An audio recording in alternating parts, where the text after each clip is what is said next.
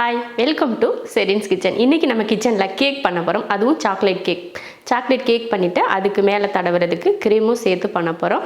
அதுவும் அவனில் தான் இன்றைக்கி நம்ம கேக் பண்ண போகிறோம். ஃபஸ்ட்டு கேக் மிக்ஸ் எப்படி பண்ணலாம் அப்படிங்கிறத பார்க்கலாம். கேக் பண்ணுறதுக்கு முன்னாடி நம்ம ஒரு பவுலில் ஒரு சல்லடை ஒன்று வச்சுக்கலாம். அதில் 2 கப் அளவுக்கு மைதா மாவு சேர்த்துடலாம். அடுத்து அதே கப்பில் 1 கப் அளவுக்கு சர்க்கரையை தூள் பண்ணி வச்சுருக்கேன், அதையும் சேர்த்துக்கலாம். அடுத்து அதே கப்பில் 1/2 கப் கொக்கோ பவுடர் சேர்த்துக்கலாம்.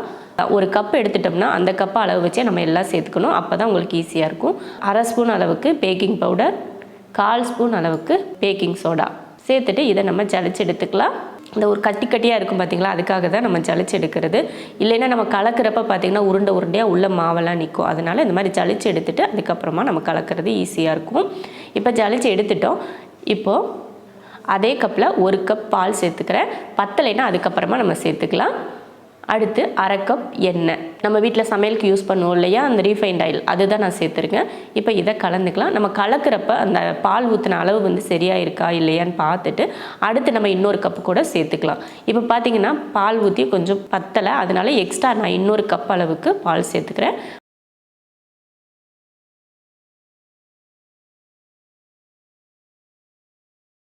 இப்போ நல்லா மிக்ஸ் பண்ணியாச்சு. இப்போ லாஸ்ட்டாக பார்த்திங்கன்னா கொஞ்சம் வெண்ணிலா எசன்ஸ், அது ஒரு 1/2 டீஸ்பூன் அளவுக்கு வெண்ணிலா எசன்ஸ் சேர்த்துக்கலாம்.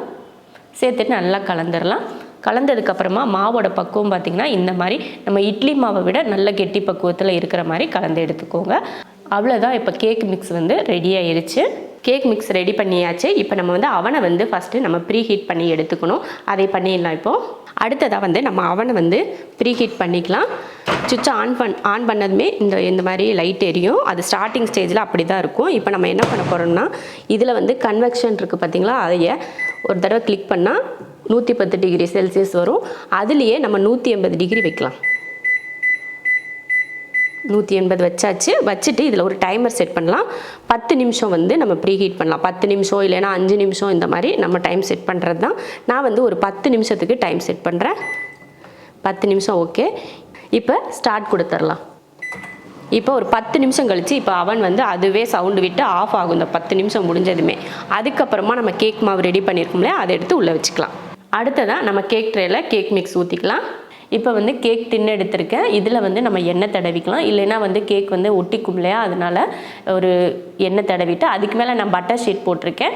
சில நேரங்களில் வந்து பட்டர் ஷீட் சிலர்கிட்ட இருக்கும், சிலர்கிட்ட இருக்காது. அதனால் இது போடணும் அப்படின்னு சொல்லி கட்டாயம் கிடையாது. இருந்தால் போடுங்க, இல்லைன்னா வேண்டாம்.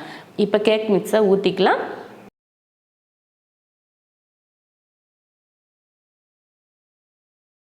ஊற்றிட்டு லைட்டாக தட்டி கொடுங்க. அப்போ தான் உள்ளேலாம் அந்த காற்று பூந்து இருக்கும் பார்த்திங்களா, அதெல்லாம் இல்லாமல் கரெக்டாக வந்து நல்லா ஒரே மாதிரி இருக்கும். அதனால் லைட்டாக தட்டி கொடுத்துட்டு இப்போ நம்ம அவனில் வச்சுக்கலாம்.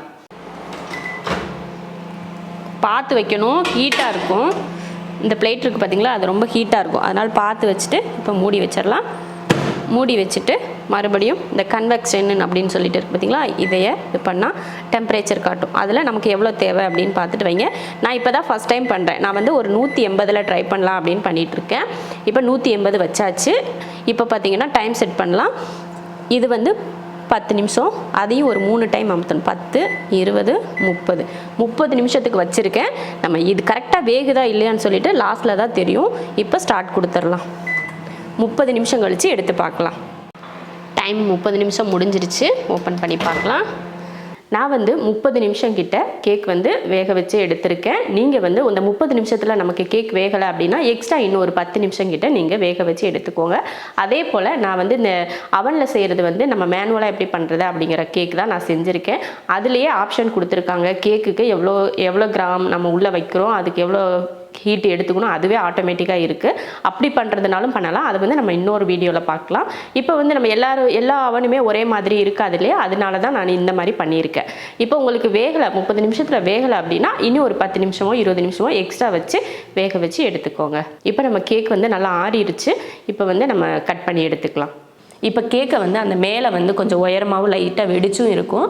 அதை மேலே அந்த கரெக்டான ஒரு ஷேப்புக்கு வந்து நம்ம வெட்டி எடுத்துக்கலாம். அப்போ தான் நம்ம வந்து இது க்ரீமெல்லாம் தடவுறதுக்கு கரெக்டாக ஒரே மாதிரி இருக்கும். கொஞ்சம் உயரமாக அந்த இடத்துல மட்டும் உயரமாக இருந்துச்சுன்னா க்ரீம் தடவுறதுக்கு அந்தளவுக்கு நல்லா இருக்காது இல்லையா, அதனால் மேலாப்பில் இருக்கிறத வெட்டி எடுத்தாச்சு. இப்போ வந்து நம்ம க்ரீம் ரெடி பண்ணிக்கலாம். இப்போ இந்த ஒரு மிக்ஸி ஜாரில் நல்லா ஃப்ரிட்ஜில் வச்சு எடுத்த மிக்ஸி ஜாரில் நான் வந்து அமுல் க்ரீம் தான் சேர்த்துக்கிறேன். இது வந்து 250 கிராம் அமுல் க்ரீம். அதை சேர்த்ததுக்கப்புறமா இதை வந்து மிக்சியில் வச்சு ஒரு 3 நிமிஷம் 4 நிமிஷத்துக்கு நல்லா அடித்து எடுத்துடலாம். அடுத்ததாக ஐசிங் சுகர், இதுவும் ஒரு 100 கிராம் அளவுக்கு சேர்த்துட்டு அது கூடவே ஒரு 2 ஸ்பூன் அளவுக்கு கொக்கோ பவுடர்.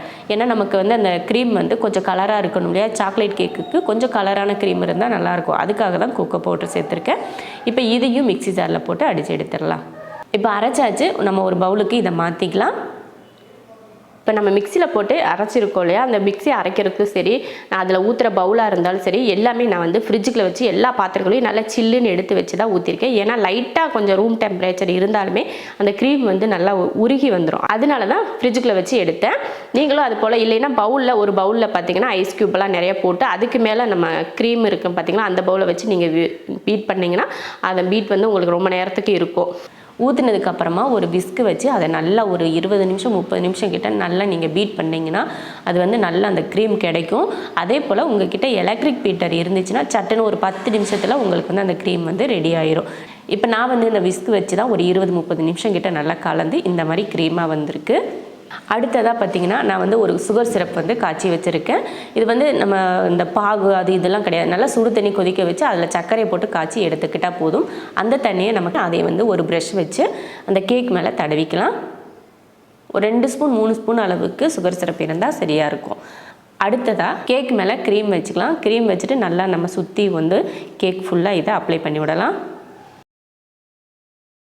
அவ்வளோதான், கேக்கில் க்ரீம் வச்சாச்சு. அதுக்கு மேலே கொஞ்சம் அழகு, நம்ம கேக்குங்களுக்கு எப்பயுமே கொஞ்சம் அழகாக இருந்தால் நல்லா இருக்கும்னு சொல்லி எதிர்பார்ப்போம் இல்லையா, இந்த மாதிரி சாக்லேட் பால் வந்து கடைகளில் கிடைக்கிது. அதை தான் நான் வாங்கிட்டு வந்து இதுக்கு மேலே லைட்டாக தூவி விட்டுக்கிறேன். ஒரு ஓரமாகவே நான் தூவிக்கிறேன்.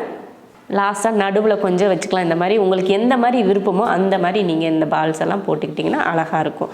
அவ்வளோதான், அருமையான ஒரு சாக்லேட் கேக் ரெடி ஆயிடுச்சு. கேக் வந்து அழகாக ரெடி பண்ணியாச்சு. இந்த டெக்கரேட் பண்ணுறதெல்லாம் அவங்கவுங்க விருப்பத்தை பொறுத்து எதாவது பண்ணணும் அப்படின்னா நீங்கள் பண்ணிக்கலாம். கேக் இந்த மாதிரி நம்ம சாக்லேட் சிப்ஸ் எல்லாம் இருக்குது பார்த்தீங்களா, அது போட்டுக்கலாம். இல்லை பிஸ்கெட்டில் எதனா டெக்கரேட் பண்ணுறீங்களா, அந்த மாதிரி உங்கள் விருப்பம் அது பண்ணுறது. ஒரு கேக் அழகாக காட்டணும் அப்படிங்கிறது நம்ம மனசை பொறுத்து தான். அதனால நான் இந்தளவுக்கு சிம்பிளாக இருக்கட்டும் அப்படின்றதுக்காக நான் சிம்பிளாகவே கேக்கை முடிச்சிட்டேன். ரொம்ப அருமையான டேஸ்ட்டில் அருமையான க்ரீம், அதே போல் நல்லா சாஃப்டான ஒரு கேக், நம்ம பேக்கரியில் வாங்கி சாப்பிட்ற அதே ஸ்டைலில் அதே கேக் டேஸ்ட்டில் நம்மளும் செஞ்சு முடிச்சிட்டோம். கண்டிப்பாக நீங்களும் செஞ்சு பாருங்கள். அப்புறம் எல்லாரும் நீ கேட்பீங்க, இதை வந்து அவனில் செய்யாமல் கடாயில் எப்படி பண்ணுறது அப்படின்னு சொல்லிட்டு நிறைய பேருக்கு டவுட் இருக்கும். அந்த வீடியோவும் இதுக்கப்புறமா நம்ம பார்க்கலாம். சாக்லேட் கேக் பண்ண போகிறோம். 1.5 கப் மைதா, 1/2 cup cocoa powder, 1/2 spoon baking powder, 1/4 spoon baking soda. Baking பவுடரும் போடணும், பேக்கிங் சோடாவும் போடணும். கட்டியெல்லாம் இல்லாமல் இருக்கிறதுக்காக ஜலிச்சுக்கலாம். இந்த கப்பில் 3/4 கப் சர்க்கரை, 1/2 கப் எண்ணெய்,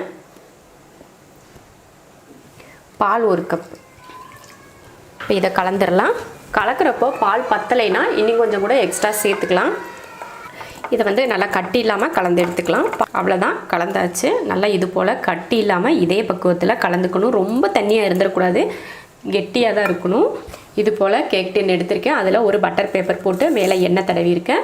கேக் மிக்ஸை இதில் ஊற்றியாச்சு. ஊற்றிட்டு லைட்டாக அந்த மாதிரி தட்டிக்கோங்க. அப்போ தான் உள்ளேயெல்லாம் காற்றெல்லாம் இருந்துச்சுன்னா அதை ஃபில் ஆயிரும். இதையும் நம்ம கடாயில் தான் வைக்க போகிறோம். கடாயை நல்லா சூடு பண்ணிவிட்டு அதுக்கப்புறமா இதை தூக்கி வைக்கணும். நான் வந்து யூஸ் பண்ணாத ஒரு கடாய் வச்சுருக்கேன். யூஸ் பண்ணுற கடாய் கூட நம்ம வச்சுக்கலாம், எதுவும் ஆகாது. இந்த மாதிரி ஒரு தட்டு வச்சுட்டு அதுக்கு மேலே தட்டு இல்லைன்னா ஸ்டாண்ட் எது வேணாலும் நம்ம வச்சுக்கலாம். அதுக்கு மேலே நம்ம கேக் மிக்ஸை தூக்கி வச்சிடலாம். இப்போ இது மேலே மூடி ஒன்று போட்டுடலாம். இது போல் ஒரு மூடி வச்சிடலாம். மூடிட்டு 40லேருந்து 50 நிமிஷம் வரைக்கும் இதை அடுப்பில் வேகட்டும். அதுக்கப்புறமா எடுத்து பார்க்கலாம். இப்போ கேக் அடுப்பில் வச்சு 50 நிமிஷம் கிட்ட ஆயிடுச்சு. 45 நிமிஷம் தாண்டி 50 நிமிஷமே ஆக போகுது. இப்போ எடுத்து பார்க்கலாம் வெந்திருக்கா அப்படின்னு. இடையில ஓப்பன் பண்ணிலாம் பார்க்கவே இல்லை, இப்போ தான் ஓப்பன் பண்ணுறேன். எப்படி வெந்திருக்குன்னு பார்க்கலாம். பாருங்கள், சூப்பராக சாஃப்டாக போகுது. குச்சியில் எதுவுமே ஒட்டலை.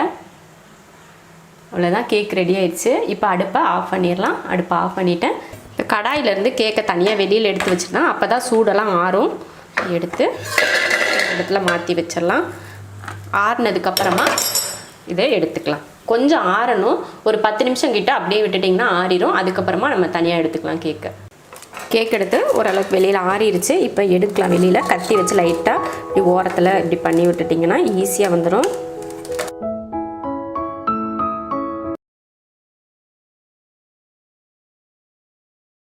அவ்வளோதான். கேக் பாருங்கள், தொட்டாலே அப்படியே பஞ்சு பஞ்சாக அமுந்துது.